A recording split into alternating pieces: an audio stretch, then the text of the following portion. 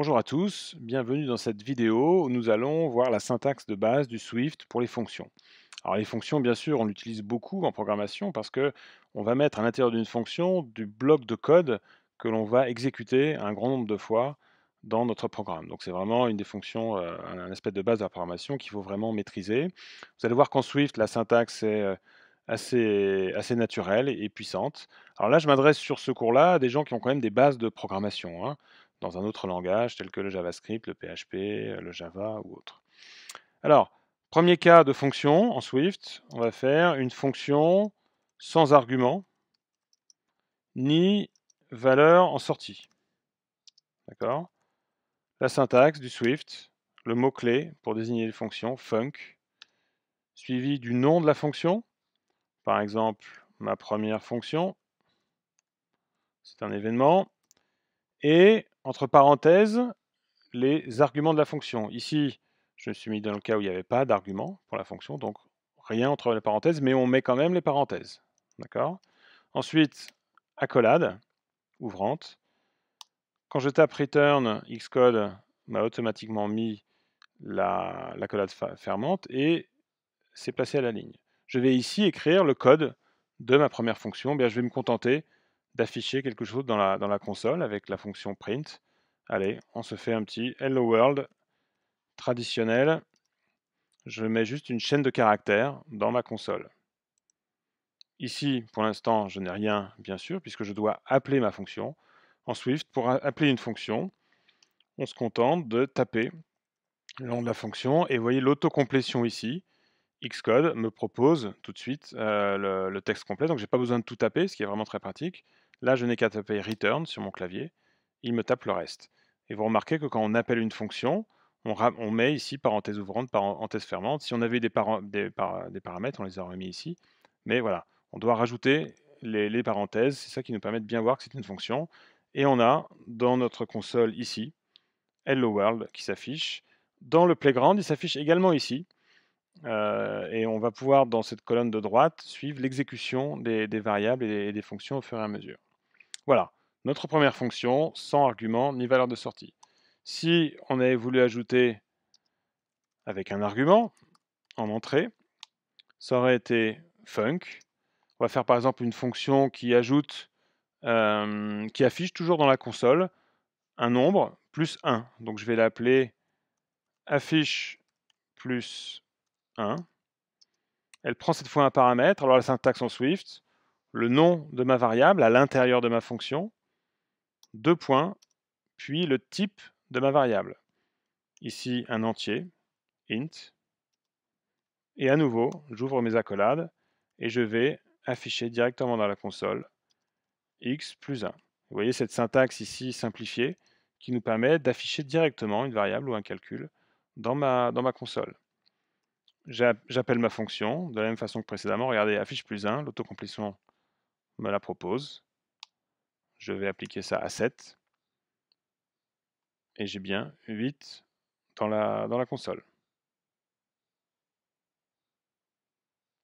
Si je veux ajouter un argument, mais également une valeur de sortie à ma fonction, je reprends ma syntaxe. Je retape. Je vais faire une fonction cette fois qui ajoute 1 à un entier. Plus 1, j'ouvre mon accolade, toujours x, de type entier. Et cette fois, pour une sortie, c'est une syntaxe avec tiret supérieur. Vous voyez, ça fait une petite flèche. Et je tape ici le type de ma variable en sortie de ma fonction. Donc ici, je vais renvoyer un entier. En fait, je vais prendre un entier, je vais ajouter plus 1.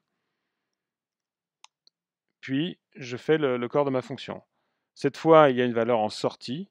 Donc, je vais devoir utiliser le mot-clé return, suivi de la valeur que la fonction va rendre. Ici, tout simplement, x plus 1.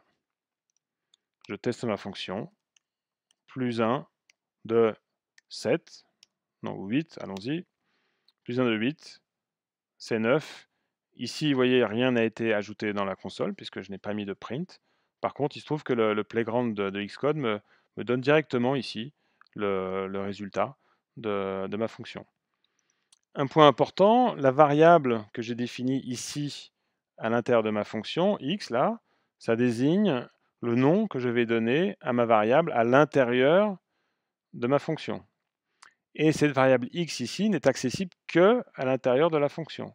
Si j'avais voulu accéder ici à x, vous voyez, il ne connaît même pas, ou même admettons que j'ai voulu imprimer, vous voyez, dans la console x alors que je suis à l'extérieur de la fonction, là ça ne marche pas, parce que cette variable ici n'est connue qu'à l'intérieur de ma fonction.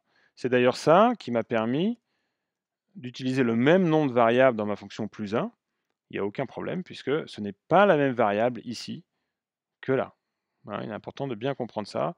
Ici, finalement, on ne fait que donner un nom local à la variable. C'est lui que l'on va utiliser à l'intérieur de la fonction.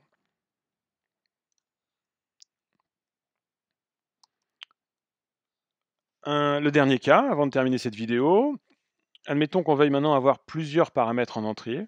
Je vais faire par exemple une petite fonction qui fait une addition entière, donc qui ajoute deux nombres entiers. Addition entière, qui prend donc un premier paramètre x, qui est un entier. Cette fois, pour ajouter un paramètre, c'est une syntaxe avec une virgule, et je donne le nom de ma deuxième variable, x, y. Ça fait l'addition, donc à nouveau, ça renvoie un entier. Donc je tape ici le type int, j'ouvre mon accolade, et je mets à l'intérieur le cœur de ma fonction, return x plus y. Pas de piège.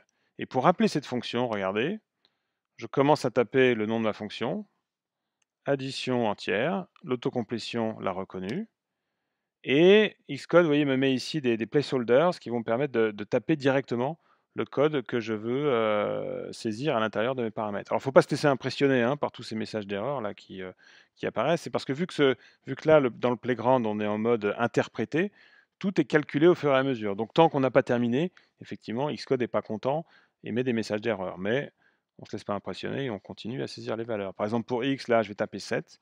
Et vous voyez ici, en tapant directement sur la touche Tab, je passe sur le deuxième placeholder et je vais saisir la valeur 18 pour le paramètre y. J'appuie à nouveau sur Tab et je suis à la fin de ma ligne. Et il a bien calculé 7 plus 8. Un détail important, en Swift, c'est un petit peu particulier, on ne doit pas ici rappeler le nom de la première variable, mais par contre, on est obligé de rappeler ici y2.18, le nom de ma deuxième variable. Si j'avais juste fait addition entière de 7 et de 18, vous voyez, il n'aurait pas été content. Par contre, Xcode me propose, vous voyez, il dit, attention, il manque le nom de l'argument y, et il me propose un fixit, il me propose de corriger ça lui-même, insert y, alors je fais return, et vous voyez, il me fait la correction lui-même. Donc notez ça, c'est un peu particulier en Swift, hein. On doit rappeler le nom à partir de la deuxième, troisième variable, mais pas de la première. De même, hein, si j'avais donné le nom ici de la première variable, non, il n'est pas content, il fallait l'enlever. Et là, il me dit l'inverse, vous voyez, il est en trop, il me propose de l'enlever. Voilà donc la syntaxe de base sur les fonctions. Donc c'est tout pour cette vidéo. Vous avez une autre vidéo avec des fonctions plus avancées sur les fonctions que vous pourrez retrouver. Donc rendez-vous sur toutes nos vidéos, à la fois de cours ou d'exercices. Rendez-vous également sur notre site web mobile.3wa.fr et peut-être rendez-vous dans notre formation développeur iOS en 2 mois. À bientôt.